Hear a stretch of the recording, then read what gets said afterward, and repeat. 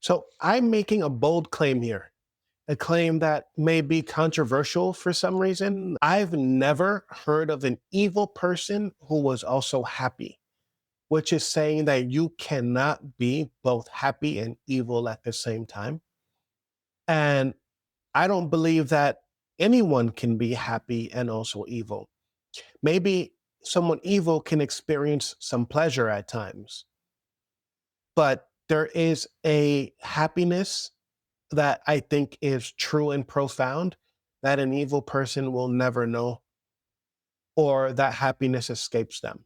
And so I want to take time to make sense of this, like, does it make sense? And feel free to let me know what you think about what I have to say here, because, like, funny enough, it could be kind of controversial. My plan is to reason through this and make sense of why it's impossible to be both good and happy. So let's go. First off, being evil means you are ignorant and you are selfish and you behave in a way that causes people to suffer. So, like, there's a spectrum, I'd say. But, like, let's say the extreme part of evil is ignorance, selfishness, and bad behavior. And to be ignorant is to not realize that it all is one. And so that leads to selfishness, and selfishness leads to bad behavior. Those things are all connected to each other. And it climaxes when you get to, like, people who are really harming people in the world, like the Epsteins are the worst, and those types of things. So that's evil. And then you have good, which means you are wise, you are selfless, and you behave in a way that is harmonious, bringing joy and healing. And so what I'm saying, I feel like should almost be obvious, that when you're evil, when you behave as if you're evil, you will yield those fruits. And when you're good, you reap the benefits of harmony. Your family loves you, your friends love you, you love yourself. Things are just good because you've cultivated a world in which goodness is the way that you walk. And it creates your belief system, which determines your actions. So I'm saying that, first of all, one just sounds better than the other. Being good just sounds better. And when you're evil, you reap the rewards of being evil, which means people will not trust you. Kind of like politicians and stuff, right? Like, we don't do, does anyone really trust the politicians or the people who we know have made it to certain levels of wealth and fame, doing terrible things and stealing and potentially, you know, breaking commandments of God? Evil people will have enemies, and they just will not believe in the glory and power of love, because it's not, because to know love and to see its glory, it has to be real for you. And when you live a life that strays away from love, it never becomes real for you. And so, like, where it feels like they're gaining pleasure and satisfaction, there's a level that they will never know of happiness and joy and peace, because they're not they're not cultivating it. They're not watering the seed and giving it nourishment and giving it light. Instead, they are digging a hole in the ground endlessly, and their hunger will never be satisfied, because that is what it is to be ignorant and greedy and selfish, and to seek validation to fill the hole that you're digging. So ultimately, I say, the evil person will live a life of a fool that couldn't see the light. That's their great reward, is to not know the light. But alternatively, if you are good, you choose to be wise so that you can make the best choice in any situation. And wisdom is a great power. It's a power that leads you to making the best choices that you can in any given situation.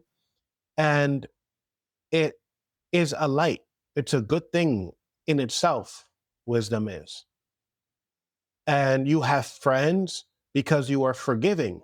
Because, in life, people are going to hurt you and whatever's going to happen. But when you have wisdom and you're able to forgive, then you can move in harmony with people who hurt you and who are remorseful, who say that they're sorry. And then you can take them back in your arms, and then you have friends that you can keep. But alternatively, when you're evil, what happens instead is you hold it against them. Maybe you choose to hurt them, things like that. And it doesn't help anyone. Definitely, it doesn't help the person doing it. When you're good, you have no enemies because you don't do any wrong to anybody. And you keep harmful people away from you because you've gained the wisdom to be able to discern truly who loves you and who doesn't, who means you good and who means you harm. And the ones who mean you harm, you gracefully keep them away from you. You're able to trust yourself because you are trustworthy in your own eyes. And people trust you because you're trustworthy. This is a life, this is an outside world that is made to be so good and beautiful just by choosing to grow what's good in you day by day versus growing what's bad in you day by day. So evil may be able to experience pleasure, but that pleasure is never satisfied. It just more and more and more pleasure. And evil cannot go a day without doing evil. And so hurt people hurt people. And so when you see people doing evil things, I can't imagine someone who's happy inside hurting anyone. It's the hurt people, the people who are hurting inside, who are completely all right with hurting other people. And it's because they are not experiencing the love inside. Evil is an energy that destroys itself by its own nature. If you have a house and, maybe a kingdom of Machiavellian evil people, let's say, like in Star Wars, you had the Sith. It cannot stand, it cannot survive because inside there's always fighting for power or whatever they're fighting for. Versus when you build a house of good, then it's just always growing because it's wise and it chooses love and harmony and growth. And so the light will always overcome the darkness. And the darkness has no hope at all. And so I think deep inside, darkness knows this. And so it never is happy. And so I feel like being evil means being on the losing team. And that just sucks. Being good means that there's always room to improve. And that's fulfilling. I feel love is the answer, and evil just doesn't choose love. And I can't imagine wanting to choose a life of evil because there's no benefit to it.